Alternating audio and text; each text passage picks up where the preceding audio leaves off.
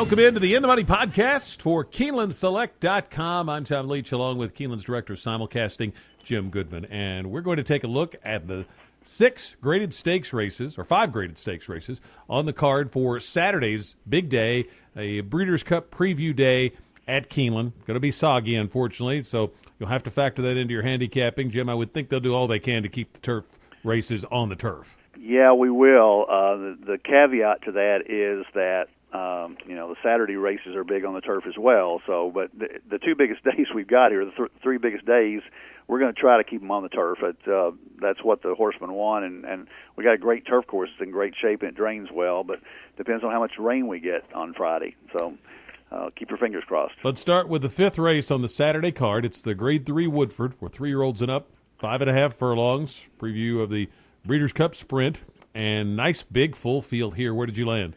Boy, there's nothing like taking a 14-horse field and trying to handicap it for your first race at Keeneland, because this is the first one I looked at. I didn't look at the first couple on the card, but this one's wide open. I mean, I can make a case for almost anybody in here. When you look at the morning lines, Havelock won this race in 2013, and he's 20-1 morning line. The one that I landed on with a very mild pick is Shore Runner, the 3 for Joe Sharp, Kendrick Carmouche. This horse probably isn't going to be the favorite, but he's won 4 in a row at Saratoga and Belmont, and 5.5 furlongs is right up his alley, and he's 3 for 4 at 5.5 furlongs. Got a great post closing into the speed. I think it sets up well for Shore Runner. I can make a case for Undrafted, the 5, just because of back class and Wesley Ward. I can make a case for Holy Loot, the 13. I can make a case for Sharp Sensation, the 11. I can keep going as long as you want me to do on this race, but it is a wide open race with 14 horses in plus 2 also eligibles. I will stick with Shore Runner, the 3, but I would use Havelock in multi-leg wagers, because I think he's really got a shot. He hasn't been as good lately as he used to be, and he was off for almost a year, but he absolutely loves Keeneland turf. He's 4 for 6 here, and so I would give him a shot at a price. Shore Runner is my pick. I would use all those other horses in the trifecta underneath. I ended up taking Holy Loot. I like, you and I have talked about this before, horses coming off those Kentucky Downs races. They get a lot of stamina, and I think that'll even be an extra benefit on a soggy turf course.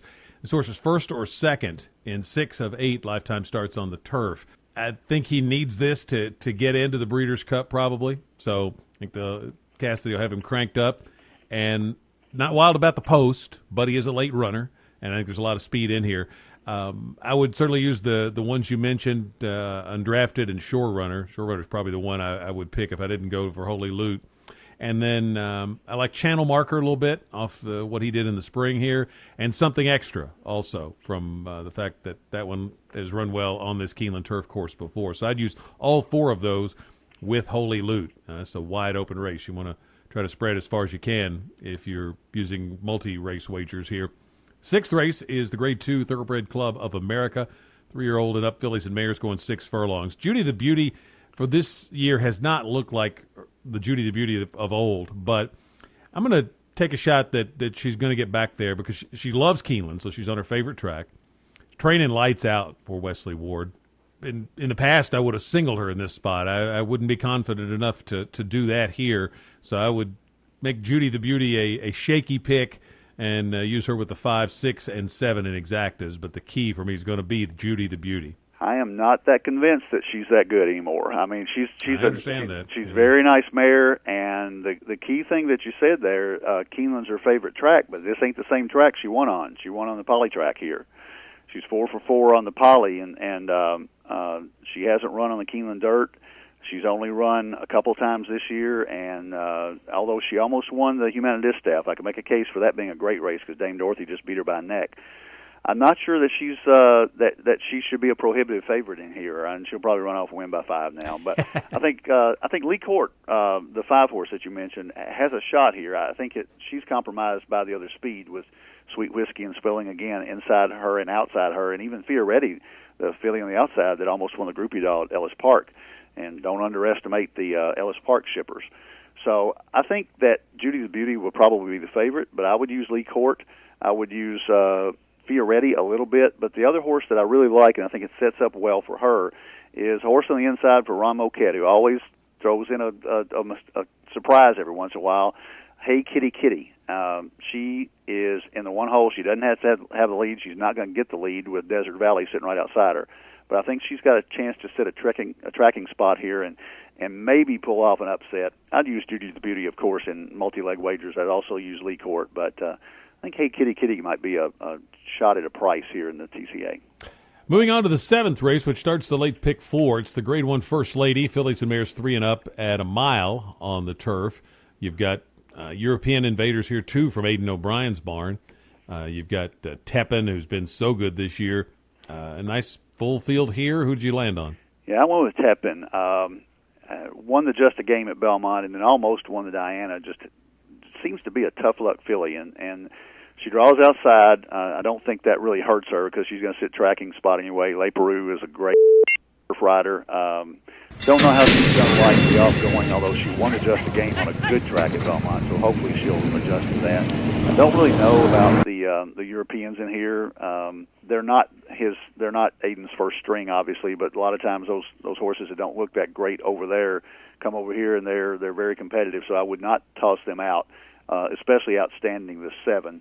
Ran behind Lady Eli in the Belmont Oaks, the only trip over here. So I think she's got a shot. I think Solid Appeal, the 6, had a real tough trip in the Boston Spa, and I think she could bounce back. And My Miss Sophia was right there with Tepin 2 back. So if you like Tepin, you have to like My Miss Sophia, the 4. So if I had to do an exacta box, it would be 4-11, but I would use Outstanding, the 7, and Solid Appeal, the 6, behind Tepin, the 11, on top. I'm going to use the other Aidan O'Brien, Easter, the 5, coming out of a Group 3 in which she was second. Turning back from longer distances, which I like as well. Adding Lasix here in the States. And certainly should be used to this kind of ground that she'll get here. Sometimes, though, these Euros come over looking for more firm ground, and if that's the case, she's not going to get that. But I'm going to take Easter, but it's not by no means a real solid pick. I would use Easter, Outstanding, Tepin in the pick 4, and if you can throw in another one, Crowley's Law, the 1, depending on what your budget is. But always take a long look at the Euros this time of year, and I'm going to take a shot with Easter to try to beat Tepin here, but Tepin's been awfully good. 8th race is the Grade 1 Claiborne Breeders' Futurity at a mile and a 16th for 2-year-olds. I ended up going to Game Town here for Mark Cassie. Horse is a maiden, but really well regarded, I think. Certainly looks so from the betting. Had a sensational workout for this, and I think you'll get a little value here, and this horse is bred to really like 2 turns. I'm going to use Game Town.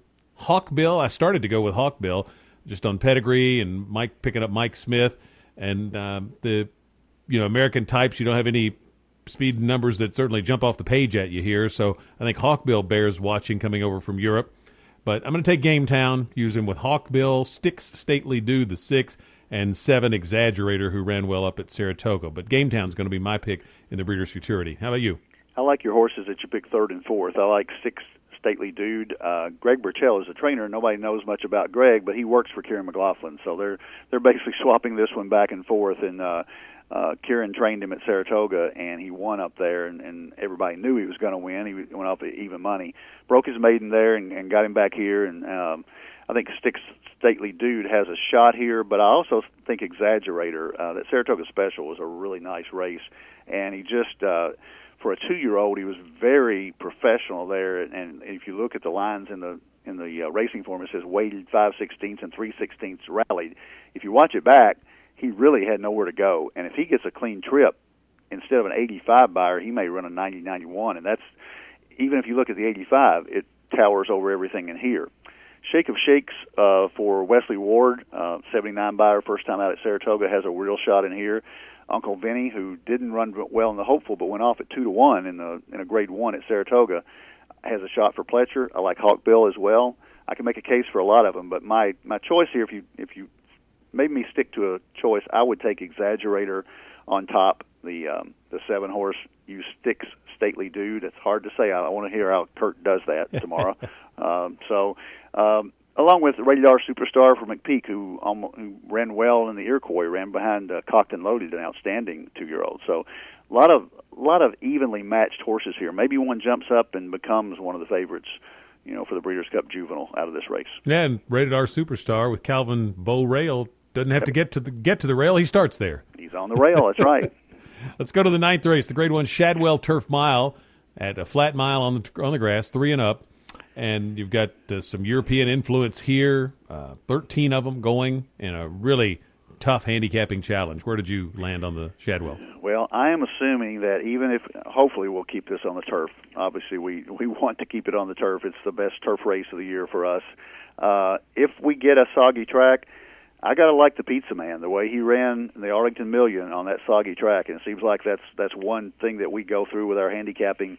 After the Arlington Million, we always either make excuses for horses that didn't run well.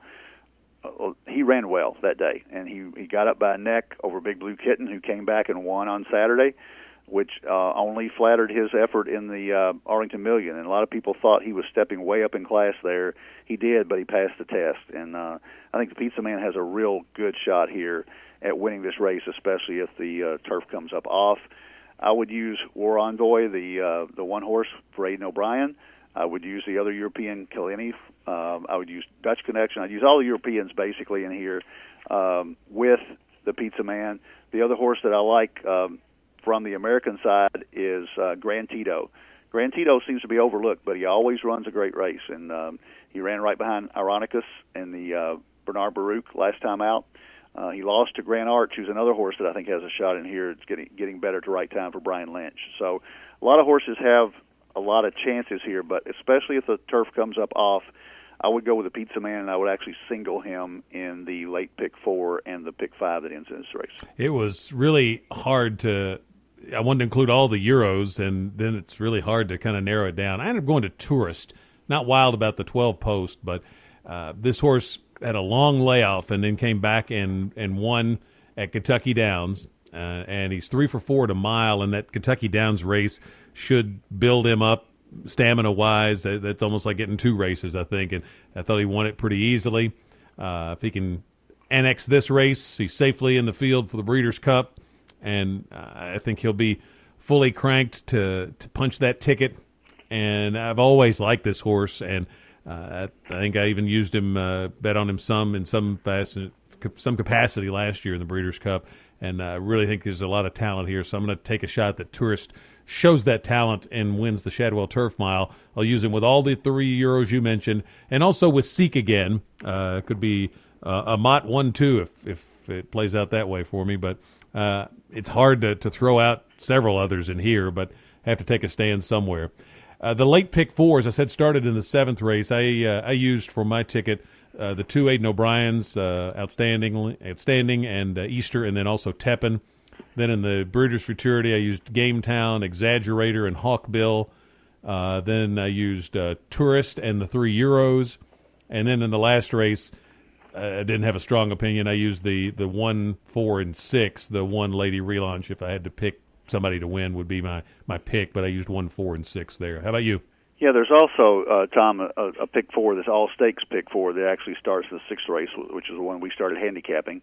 And I did that one. I would also do a late pick 4, but in that one it was fairly simple. I used Judy the Beauty in the TCA along with Hey Kitty Kitty. So two there, single Tepin, the 11, in the 7th race, go all in the Breeders' Futurity, and single the Pizza Man, the 10 horse, if it's an off track. If it's not an off track, I would use all the Europeans in there as well. But I would do a couple of singles and just try to spread the other ways and try to get a little bit of a price. And I would use the same horses you use in the late race if you play the late pick 4. But you've got wagering opportunities with a pick 5 that begins in the 6th, a guaranteed pick 4 that begins in the 6th, and the late pick 4 in the 7th. We got all kinds of opportunities for you to make all kinds of money at Keeneland on Saturday. And going back to the TCA for that pick 4 or for the pick 5, I'd use Judy the Beauty and Lee Court. I think that's the other one that I almost picked in there over Judy the Beauty. So I'd use those 2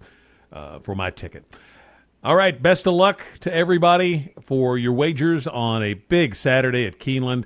Of course, great opportunities elsewhere. There's a big Breeders' Cup preview day up at Belmont Park. You can take a look at that. I'll look at some of those races on our Weekend Warrior blog at the Keeneland Select page. Wish you best of luck. Make sure you keep your Keeneland Select account fully funded. Lots of great opportunities in this opening of Fall Stars weekend at Keeneland. And this is the In the Money podcast for KeenelandSelect.com.